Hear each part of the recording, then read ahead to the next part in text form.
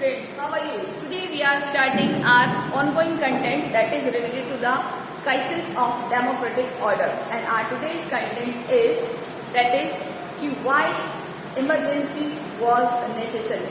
Emergency क्या जरूरी थी, इसके बिना नहीं रह सकती थी गवर्नमेंट, क्यों इमरजेंसी को इम्पोज किया गया. So one word is used by the government here, that is the internal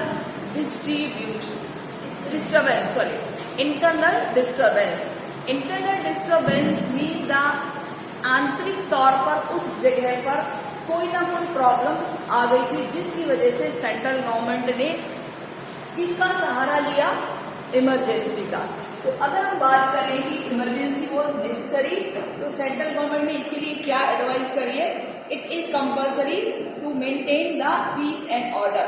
so it is the internal disturbance. क्या नाम दिया है इसको, इंटरनल डिस्टर्बेंस. क्लियर. और कौन सी गवर्नमेंट ने इसको दिया है, इंदिरा गवर्नमेंट इन 1975. क्लियर. तो यहाँ अगर आपसे वन वर्ड में क्वेश्चन पूछा जाए कि वॉज इट इज नेसेसरी, तो क्या लिखेंगे, यस. इंदिरा गांधी ने क्या रिकमेंड किया है, due to the internal disturbance. Due to the internal disturbance in 1975. Clear.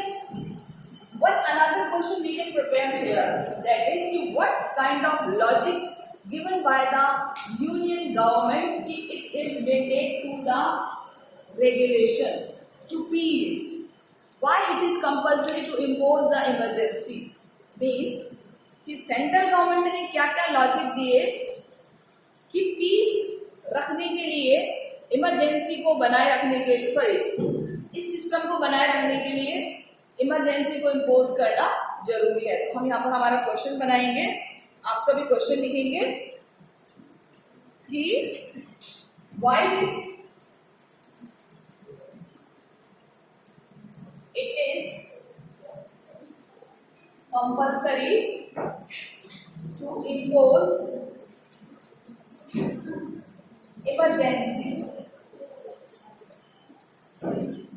क्या ये जरूरी था इमरजेंसी को इम्पोज करना. क्लियर. तो इसके बारे में हमें दो व्यू मिले हैं. सबसे पहला इसका मिला है फेवर और अगेंस्ट. तो सबसे पहले हम किसके बारे में बात करेंगे, फेवर के बारे में.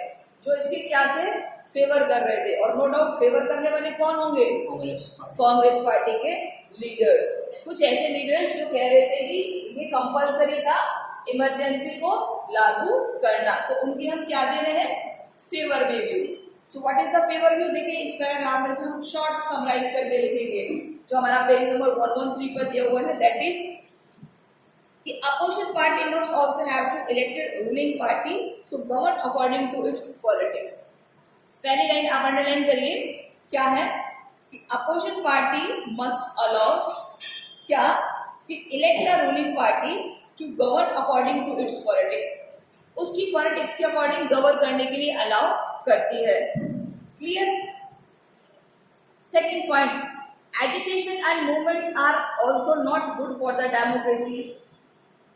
यानी कि जो एजुटेशन और मूवमेंट हो रहे थे वो डेमोक्रेसी के लिए अच्छे नहीं थे. इसीलिए इन चीजों के लिए बचने के लिए क्या लगाया था, इमरजेंसी लगाई थी. तीसरा पॉइंट वो क्या दे रहे हैं कि extra parliamentary politics targets of the government, this led to the instability and destruct administration and routine take task for the ensuring development. कि कुछ एक्स्ट्रा एक्टिविटीज अगर यूज करते हैं जो कि प्री पार्लियामेंट्री हो जाती है, यानी कि जो पार्लियामेंट्री सिस्टम के अलावा हो जाती है, वो सिस्टम भी गवर्नमेंट को वेल तरीके से, अच्छे तरीके से फंक्शन करने में सपोर्ट नहीं करता. इसलिए क्या जरूरी है, emergency. So you can prepare only 3 view related to the favour of emergency. तो फर्स्ट ऑफ ऑल, फर्स्ट क्या दिया है हमने शॉर्ट में, फर्स्ट क्या है, अपोजिशन पार्टी को रूलिंग पार्टी की पॉलिसीज वगैरह फॉलो करेगी. Very good. सेकेंड थिंग, कोई प्रोटेस्ट एजिटेशन वगैरह, एजिटेशन प्रोटेस्ट डेमोक्रेसी के लिए अच्छे नहीं है. और कहाँ पर होते हैं ये एजिटेशन और प्रोटेस्ट, बिहार और गुजरात में, उन्हीं की वजह से तो यहाँ पर सबसे ज्यादा दंगे होने लगे थे, तभी तो क्या लगाया था, इमरजेंसी। और थर्ड पॉइंट, उससे क्या होगा कि गवर्नमेंट नॉट फंक्शनिंग वेल, यानी कि गवर्नमेंट का जो फंक्शनिंग है वो वेल नहीं होगा, अच्छा नहीं होगा, और उससे डेवलपमेंट नहीं होगा। So these are the 3 point in favour of emergency. Clear? Any doubt? 3 point दिए हैं किसके लिए, फेवर के लिए। अब हम बात करते हैं इसके अगेंस्ट के लिए। लेकिन अगेंस्ट में अगर हम बात करें तो उससे पहले हम और चीज पढ़ेंगे कि एक पॉलिटिकल पार्टी है सीपीआई, जिसने फेवर किया था, फेवर्ड इमरजेंसी। तो यहाँ पर हमसे पूछा जा सकता है कि विच political party favoured the emergency, कौन सी पॉलिटिकल पार्टी जिसने इमरजेंसी को फेवर किया। देखिए, जैसे मैंने आपको पहले भी बताया था कि हमारे पास कुछ ऐसे सिस्टम्स होते हैं, कुछ ऐसी पॉलिटिकल पार्टीज हैं जो अगेंस्ट में भी थी और जो फेवर में भी थी। तो मोस्ट ऑफ जो थे they were in the against, but most of they have to influence the politics, they support to the emergency. So in which time one of CPI, which is CPI. Clear? So second paragraph you can read that there is some other party like the CPI that continue to back the Congress. Congress को back दिया है, उन्होंने support दिया है during the emergency. किसने दिया है support? CPI ने। किसको दिया है? कांग्रेस को। क्या दिया है? सपोर्ट दिया है। अब देखिए, सीपीआई ने सपोर्ट तो दिया है, लेकिन उसको भी अपनी एक गलती पता चल गई कि मैंने जो इसको सपोर्ट दिया कांग्रेस को वो गलत दिया। क्या गलती समझ में आई? यहाँ पर भी एक पॉइंट पूछा जा सकता है। क्या पॉइंट पूछा जा सकता है कि कहीं ना कहीं कोई एरर है। क्या है? Error in emergency. और ये कौन फील कर रहा है? CPI. Very good. CPI feel some error in emergency, कि जो उन्होंने इमरजेंसी की सरकार का साथ दिया था वो गलत था। क्यों गलत था? क्योंकि जो एग्जैक्ट कौन केस लड़ रहा था इनके लिए, कौन लड़ाई लड़ रहा था? Very good. JP were mainly the middle class who were opposed to the radical politics. Underline this time. JP मतलब Jayaprakash, who were the middle class who were opposed to the radical politics. जो radical politics था उसका oppose कर रहे थे of the Congress party. After the emergency, CPI felt the assessment was mistaken, that is an error to have support to the emergency. कि उनको लग रहा था कि कहीं ना कहीं जो उन्होंने इमरजेंसी में सपोर्ट किया है वो सही नहीं है। Who felt how because they think JP has worked for the middle class to prevent the radical Congress. Radical government से बचने के लिए जेपी किसको सपोर्ट कर रहा है? मिडिल क्लास को। ये किसको समझ में आ गया? सीपीआई। तो यहाँ 2 क्वेश्चन आपसे कैसे भी पूछे जा सकते हैं, आप बता सकते हो बेटा? ठीक है। पहला क्वेश्चन हमने फेवर में किया था कि कौन कौन लोग इसके फेवर में थे, उन्होंने क्या दिया था कि क्या होना चाहिए? इमरजेंसी होनी चाहिए। कौन सी पॉलिटिकल पार्टी जिसने इसको सपोर्ट किया था, फिर बाद में उस पॉलिटिकल पार्टी को भी क्या गलतियां नजर आई। यहां तक क्लियर है? क्लियर है?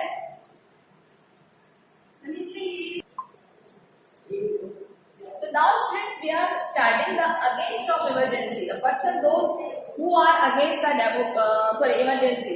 What is the reason? क्या क्या पॉइंट है जिसकी वजह से वो इमरजेंसी के अगेंस्ट है?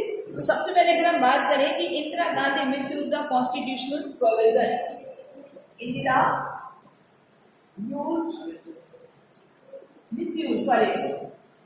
मिसयूज कॉन्स्टिट्यूशनल प्रोविजन, यानी कि जो भी संवैधानिक प्रावधान थे उनका मिसयूज किया है किसने? इंदिरा गांधी ने। इसके अलावा there is no need to suspend the democratic function, no need to suspend the democratic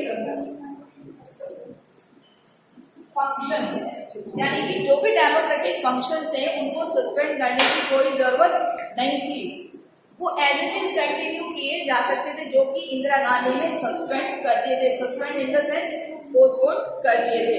फिर अगर हम बात करें, the threat was not for the unity of country,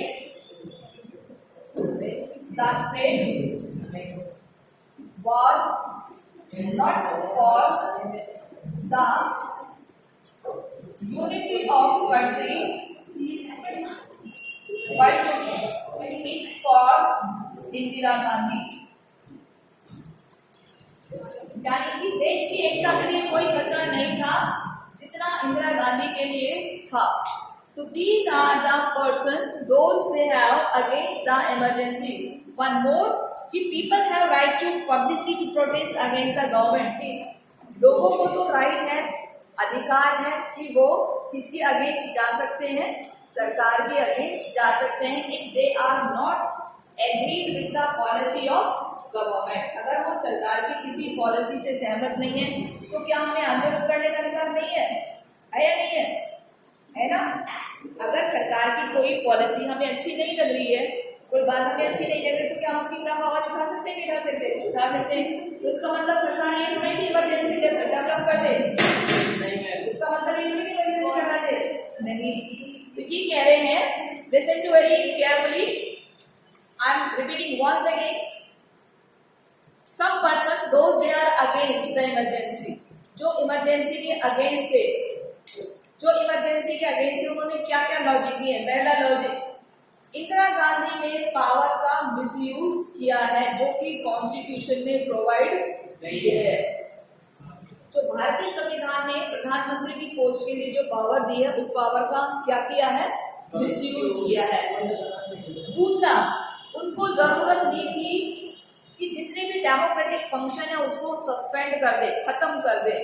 चाहती तो वो उनको मेंटेन करके रख सकती थी, लोगों की इच्छाओं को पूरा कर सकती थी, तो कोई ऐसी एजिटेशन वाली सिचुएशन नहीं आती, लेकिन उन्होंने नहीं किया। तीसरा, खतरा देश की एकता को नहीं था कि भाई मूवमेंट हो रहे हैं, विद्रोह हो रहे हैं, आंदोलन हो रहे हैं, इससे लड़ाई झगड़े बढ़ जाएंगे, इससे देश की एकता को खतरा हो जाएगा। खतरा देश की एकता को नहीं था, खतरा किसको था? इंदिरा गांधी की पोस्ट को खतरा था, इसीलिए उन्होंने क्या लगा दी? Emergency. So these are the against of emergency.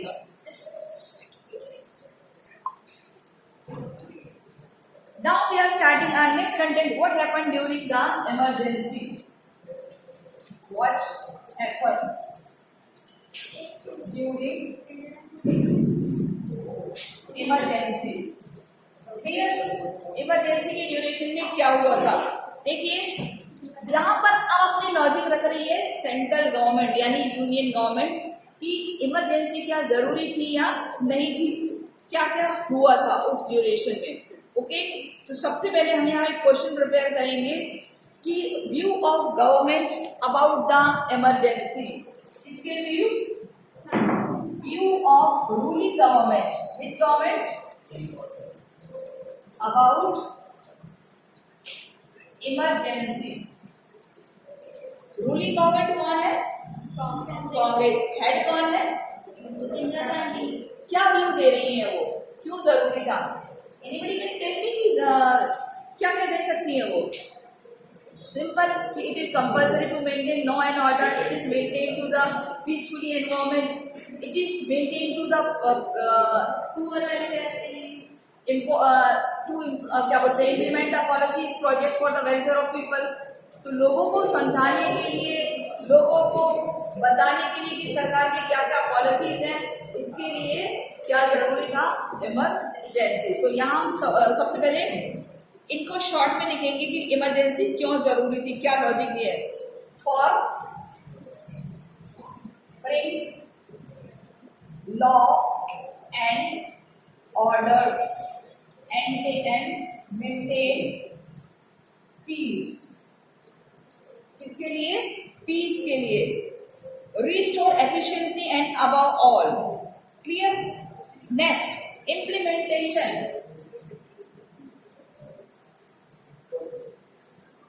for pro-poor programs, यानी कि जो प्रोग्राम्स पुअर्स के लिए बनाए थे उन प्रोग्राम्स को क्या करना था, इम्प्लीमेंट करना था। अगर हम बात करें तो इस time Indira Gandhi introduce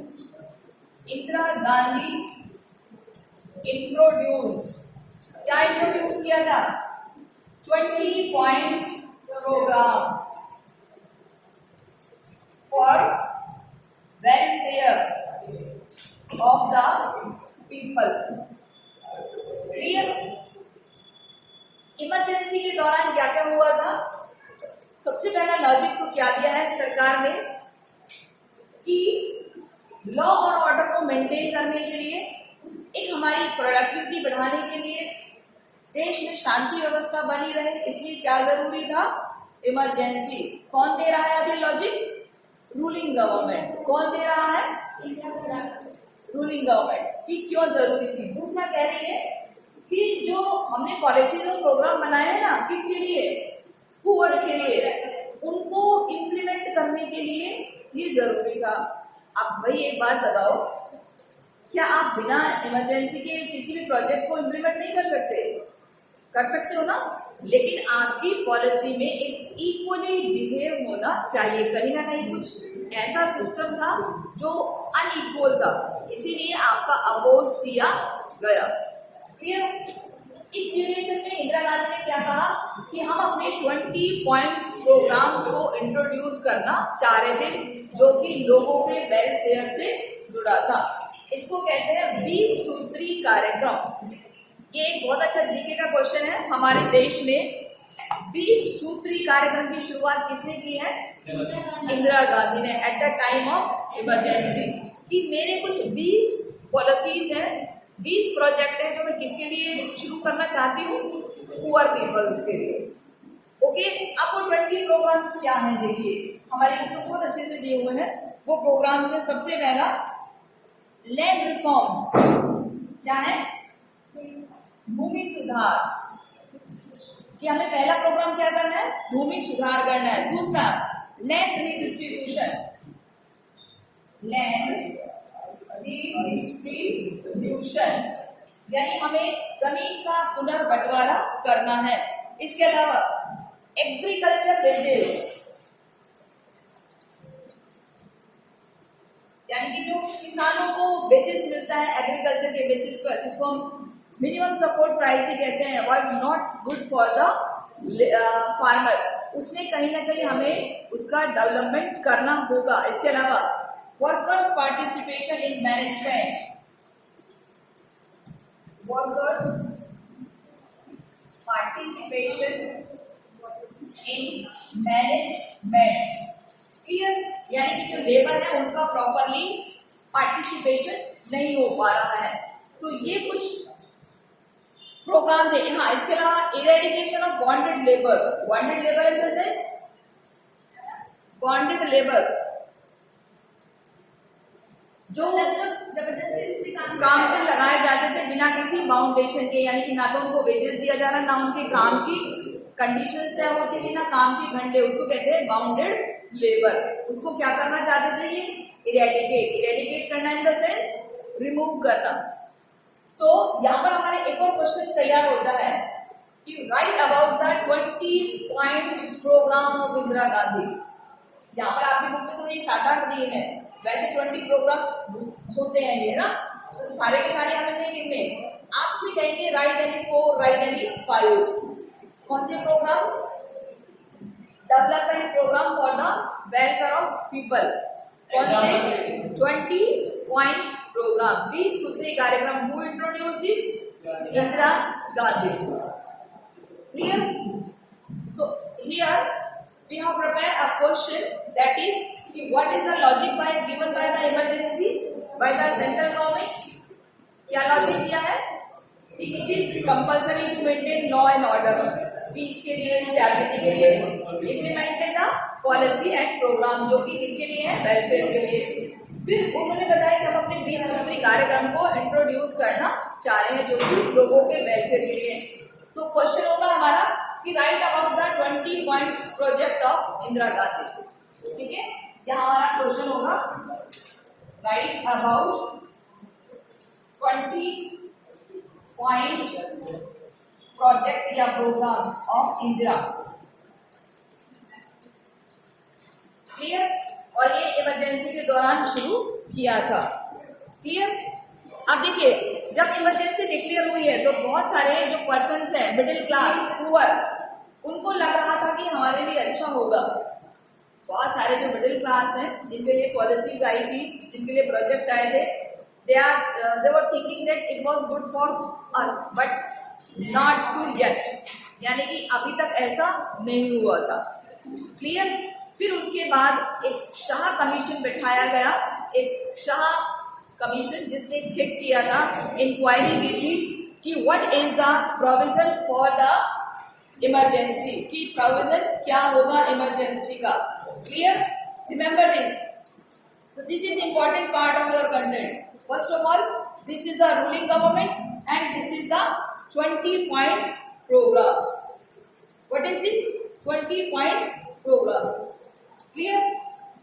Any doubt? Now, कि मिडिल क्लास एंड रूलिंग जो पार्टीज है वो एक्सपेक्ट कर रहे थे कि ये हमसे पूछोगे, but they are not enough, उनके लिए वो एनफ नहीं थे। क्लियर? और इस तरीके से जो रूलिंग गवर्नमेंट है उसके खिलाफ लोग होते चले गए। क्लियर? सो स्टूडेंट्स, आज के लिए इतना ही, बाकी का हम कल बात करते हैं। Good morning students, how are you? Today we are starting our remaining content of the political science, and our today's topic is related to the crisis of democratic order. In this content we will see about the report of Shah Commission. Everybody knows that after the emergency, one committee was recognized to investigate this emergency. Which committee? Shah Committee. Okay. So Shah Committee investigate the all information related to the emergency. So what they have tell about the emergency? Emergency के बारे में उन्होंने क्या बताया? सो हमें हमारा question क्या बनेगा यहाँ पर? Report of Shah committee. Clear? Report of Shah committee. Who is the head of committee? JC Shah. Everybody knows. So इसमें हम छाटेंगे क्या क्या चीजें हैं जो शाह कमेटी ने रिपोर्ट में बताई है कि क्या जो इमरजेंसी है होनी चाहिए थी या नहीं होनी चाहिए थी। तो सबसे पहले अगर हम बात करें कि critics of emergency point out the most of promises by the government remain unfulfilled. Shah committee ने पहला इन्वेस्टिगेशन किया गया था कि जो भी प्रॉमिस किए थे, किसने? Promise of ruling government was not fulfilled, वो पूरे नहीं हुए थे। पहला रीजन क्या था इमरजेंसी का? कि जो रूलिंग गवर्नमेंट थी, जो उसने वादे किए थे वो पूरे नहीं हुए थे। ये एक मैंने आपको थोड़ा सा लैंग्वेज चेंज करके बताया, लेकिन आप कैसे लिखेंगे? The promises of by the government remain unfulfilled. Clear? ये कौन इन्वेस्टिगेट कर रहा है? Shah commission. So that was simply meant to divert attention from the access to the taking place, यानी government want to divert attention of public। Government क्या करना चाह रही थी? अटेंशन करना चाह रही थी, यानी कि वो पब्लिक का ध्यान हटाना चाह रही थी। Next, the preventive detention. क्या शुरू कर दिया? They start preventive detention. What is the meaning of preventive detention? Means बहुत बड़े स्केल पर गिरफ्तारियां शुरू कर दी गई। विदाउट रीजन किसी को भी अरेस्ट कर लिया जाता था। What is the meaning of preventive detention? निवारक नजरबंदी, यानी कि किसी को किसी भी बेस पर विदाउट एनी बेस अरेस्ट किया जा सकता था। वहां पर वो अपनी हिबियस कार्पस को यूज नहीं कर सकता। क्लियर? नेक्स्ट अगर हम बात करें, so we have noted many prominent political leaders were arrested. Many prominent leaders of opposition party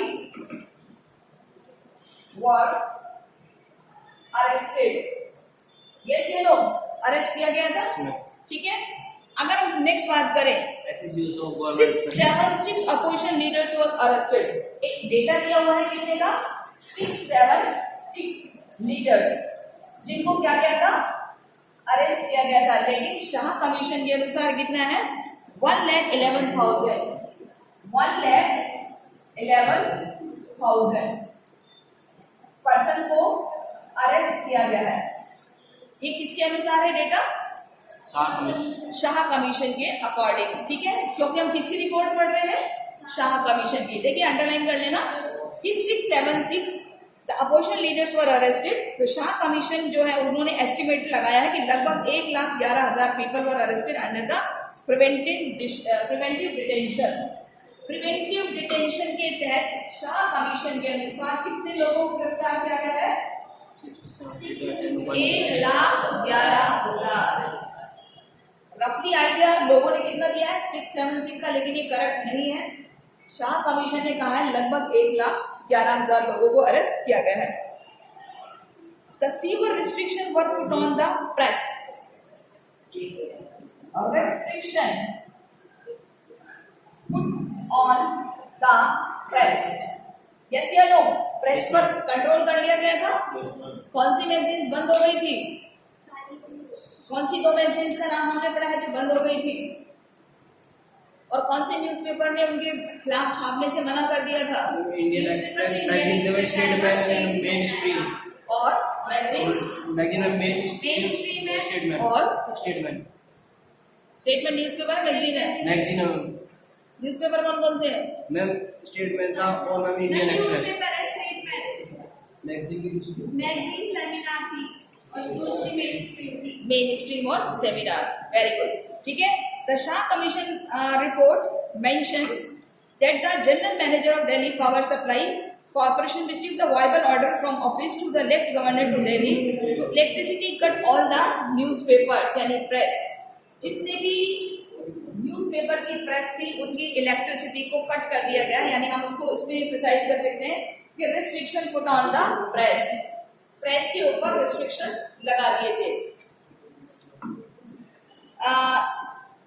All newspapers press at 2 a.m. on 26 June 1975. Electricity was restored 2-3 days later after the censorship apparatus had been set up.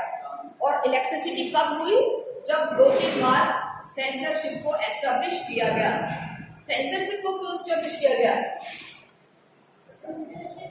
Government establish censorship को क्यों establish किया गया, what is the meaning of censorship, what is the role of censorship, क्यों establish किया गया है। Censorship को इसलिए एस्टेब्लिश किया गया था कि आप जो भी न्यूज देना चाह रहे हैं, सेंसरशिप विभाग उसकी चेक करेगा कि वो न्यूज रूलिंग गवर्नमेंट के अगेंस्ट है या नहीं। कौन चेक करेगा इसको, सेंसरशिप। तो लाइट कितने दिनों बाद बंद करे उन्होंने, 2-3 दिन बाद, जब तक उन्होंने क्या एस्टेब्लिश कर दिया था, सेंसरशिप, ताकि न्यूज़पेपर में कोई ऐसी न्यूज ना छपे। इसके अलावा there are other more serious allegations regarding to the exercise of government power. People who at the official position, Sanjay Gandhi and the Prime Minister Yangerson did not hold any official position at that time. Sanjay Gandhi में आगे थे क्यों, 7 number, Sanjay Gandhi कौन थे, और इंदिरा गांधी, दोनों ने अपनी पावर को क्या है, उससे मिसयूज किया है, यानी अपनी जिम्मेदारियों को पूरा नहीं किया है। कि कौन चेक कर रहा है, शाह कमीशन, ठीक है। So they did not hold any official position at that time. They gained control over the administration and the allegedly interferes the functioning of the government. तो functioning of government मतलब हर चीज को उन्होंने क्या करा है, मिसयूज किया है, डिसओबे किया है। इसके अलावा एक सबसे इंपॉर्टेंट चीज, his roles to the demolitions of the forced sterilization in the Delhi become very controversial. The role of force to the Sterilization. People forced to sterilization.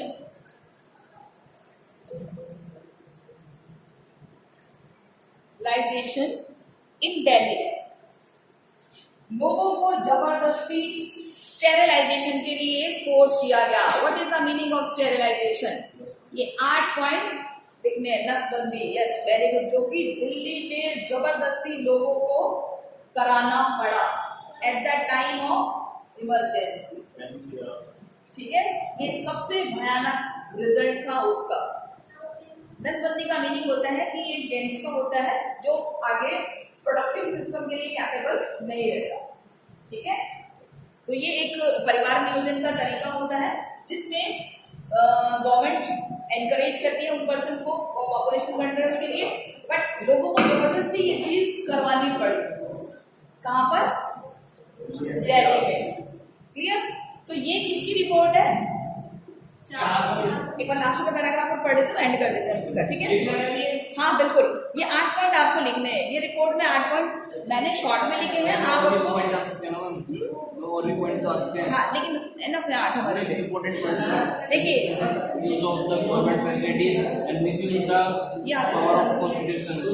ये ना मिसयूज में आ गए, इसमें आप डाल सकते हो सब चीजें. Clear? Apart from the arrest of the political workers and the restriction on the press, emergency directly attack the common people and the many cases, torture and the custodial deaths occurred during the emergency, artillery recollocation the poor people also took place, and even enthusiasm about the population control led to the cases of compulsory sterilizations. These incidents show the happen when the normal democratic process is suspended. अब बताओ, ये सारी चीजें जब suspend हो गई तो क्या डेमोक्रेटिक ऑर्डर था? No, there was no democratic order. It was suspended. So our next question that is related to the lessons of emergency. What kind of lessons we have learned from this emergency? So first of all, the emergency brought out the weakness and strengthness of the democracy. क्या पता चला हमें? Through the emergency,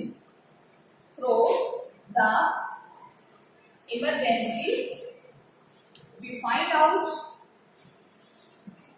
the power यानी strength and weakness of democracy. यानी हमें यह पता चला इमरजेंसी में कि हमारी डेमोक्रेसी कितनी पावरफुल है और कितनी कमजोर है. कमजोर इन द सेंस कि रूलिंग गवर्नमेंट अपनी पावर को किस तरीके से दूसरों पर इम्पोज कर रही है.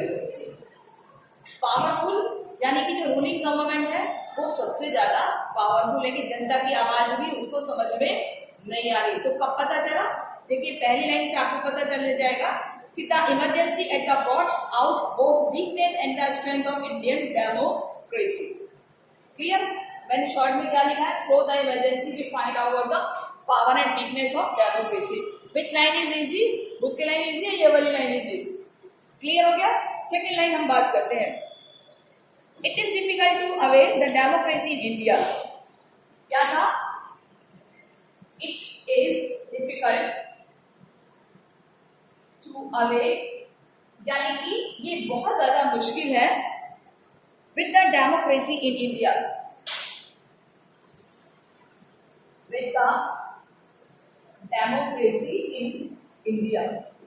अब अगर आप इसकी बुक लाइन देखें कि many observers who think that India seized a democratic during the emergency, it is not worthy that normal democratic function resumed within a short span of time. Thus, so one lesson of emergency that is the extremely difficult to away with democracy India. यानी कि भारत से democracy को away करना बहुत मुश्किल है, कठिन है.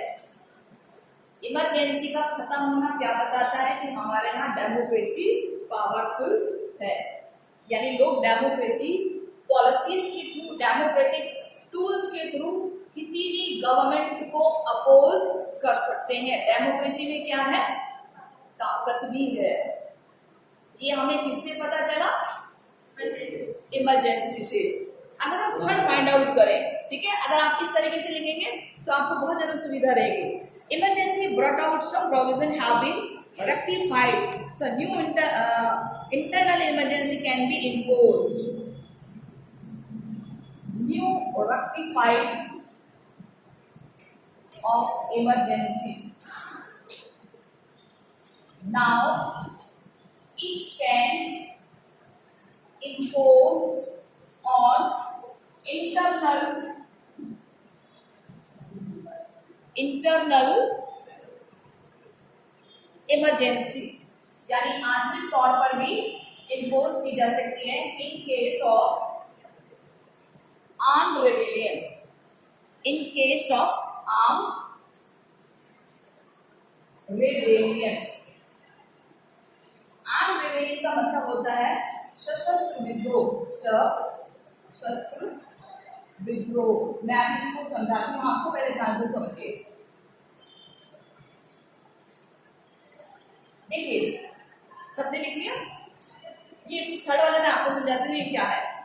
इसको मैंने 4-5 लाइनों को शॉर्ट करके लिखा है।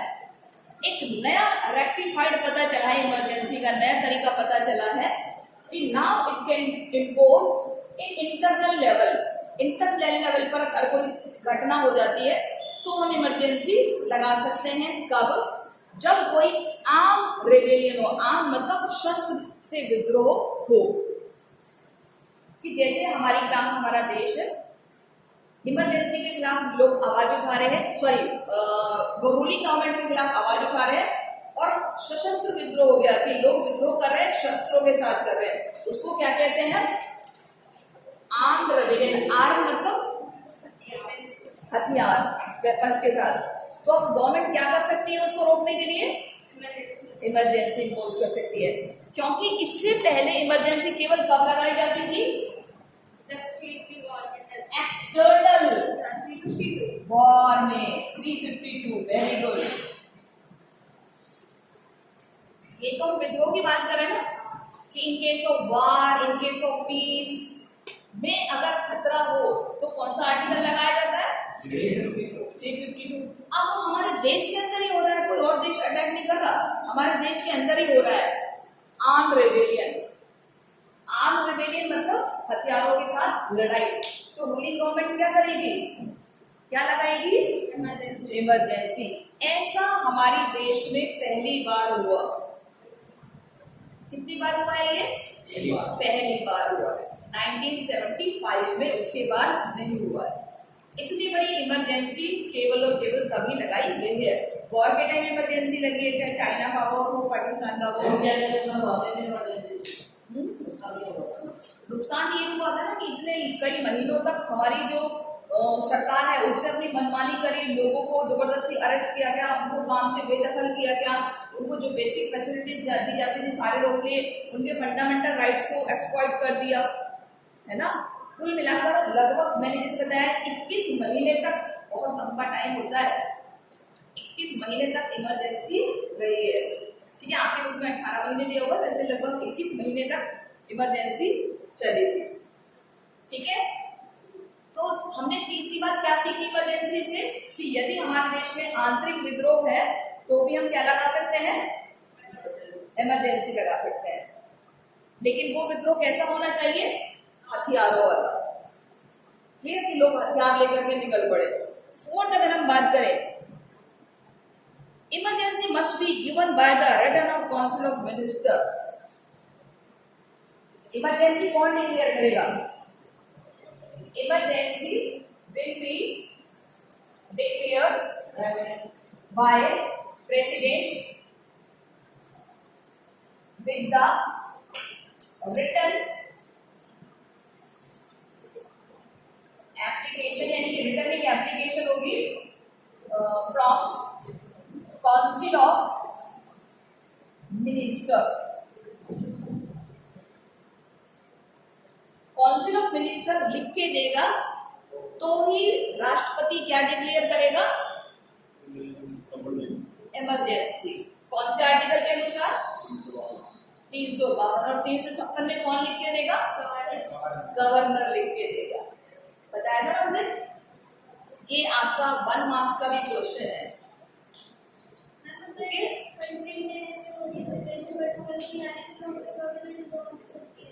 यस, लोकसभा में लोकसभा तो डिसॉल्व हो ही नहीं है, क्योंकि सारी पावर किसके पास चली गई? प्रेसिडेंट के पास चली गई, लोकसभा का कोई काम ही नहीं रह गया। क्लियर? तो सारा रूल कौन कर रहा है? प्राइम मिनिस्टर कर रहा है। क्लियर? और अगर हम छांटे इसमें से नेक्स्ट पेज पर, emergency made everyone more aware. Emergency made more aware, लोगों को क्या बनाया? Aware to the value of civil right, to the value of civil liberty, कि आजादी कितनी जरूरी है। व्हाटएवर, कि आजादी कितनी जरूरी है।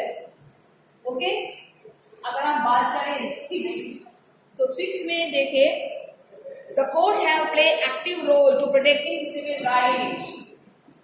Court have play active role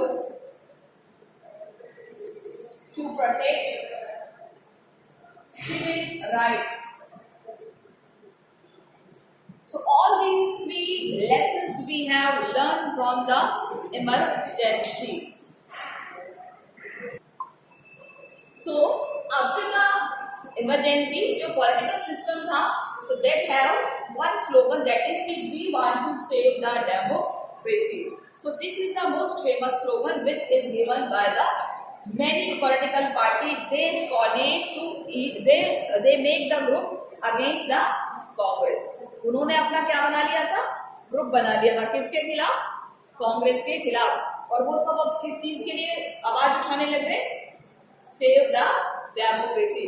इसका मतलब कि जो रूलिंग गवर्नमेंट थी, यानी कांग्रेस गवर्नमेंट थी, वो कहीं ना कहीं डेमोक्रेसी का मिसयूज कर रही थी। ठीक है? नहीं, 78 में नहीं हुए थे, 77 में हुए थे। 77 हो सकते थे लेकिन नहीं हुए। कब हुए हैं ये? 1977 मार्च में। और इसका रिजल्ट आया 1978 में। क्लियर? तो इसलिए इनको किस नाम से जाना गया है? इलेक्शन 77। क्लियर? अब हम अगर बात करें तो देखिए, जनवरी 1977, आफ्टर 18 मंथ ऑफ इमरजेंसी, और इमरजेंसी खत्म कब हुई? इसका पीरियड मैंने क्या लिखा है? The period of emergency. कब से शुरू हुआ है? कौन बताएगा डेट? 1975 से 21 मार्च 1977। और हमारे पास तो डेट दी हुई है, वो कब की दी हुई है? जनवरी 1977। तो जनवरी का 18 मार्च और लगभग 21 मार्च, यानी कि 21 महीने तक क्या चली है? इमरजेंसी तो 21 मार्च को खत्म हुई थी, इलेक्शन तो पहले ही करा दिए। कब करा दी? जैन में करा रखे नहीं कर,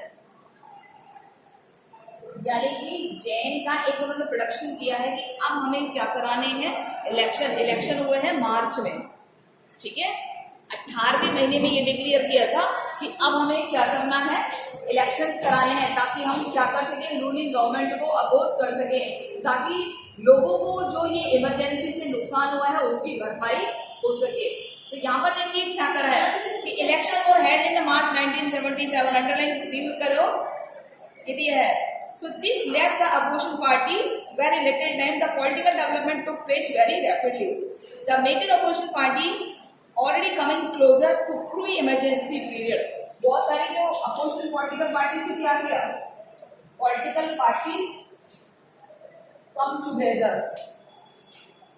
किसके against? Against the Congress. Congress के अगेंस्ट उन्होंने अपना एक ग्रुप प्रिपेयर कर लिया। The eve of election, they formed a new party. They formed new party. उन्होंने अपनी एक नई पार्टी बना ली और उस पार्टी का नाम क्या रखा? जनता पार्टी। जनता पार्टी। क्लियर? अब उसके बाद हम बात करें, the new party accepted the leadership of Jayaprakash Narayan. इसके लीडर कौन थे? under the leadership of Jay Prakash Narayan. Clear? Just look at here. Some leaders of the Congress who were opposed to emergency, they joined new party. After that, the Congress leader come out from the separate party under the leadership of Jagjeevan Ram.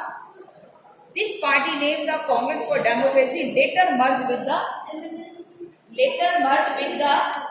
Janata party. देखिए यहाँ पर एक सबसे बड़ा twist है कि some other Congress leader, some other Congress leader, यानी कि जो किसमें थे, कांग्रेस में थे ऑलरेडी, कांग्रेस के leaders also form the new party, also form new party. क्या नाम है इस पार्टी का? Congress for democracy. क्या नाम है? Congress for democracy. इसके हेड कौन है? जगजीवन राम. लेकिन बाद की पार्टी की किसमें मर्ज हो गई? जनता पार्टी में मर्ज हो गई. लेटर ऑन कांग्रेस और डेमोक्रेसी पार्टी किसमें मर्ज हो गई है? जनता पार्टी में मर्ज हो गई है, जो कि जिसके हेड कौन थे? जयप्रकाश नारायण. और उसके बाद एक इलेक्शन हुआ है, और इलेक्शन में आपको पता ही है कि केवल कांग्रेस को 154 सीट मिली है. किसको मिली है? कांग्रेस को. और सबसे बड़ी विनिंग पार्टी के रूप में 1995 के रूप में कौन आया है सामने? जनता पार्टी. और इस तरीके से एक नई गवर्नमेंट बन गई है. Clear? So later we will discuss about the content. Okay, till then, goodbye.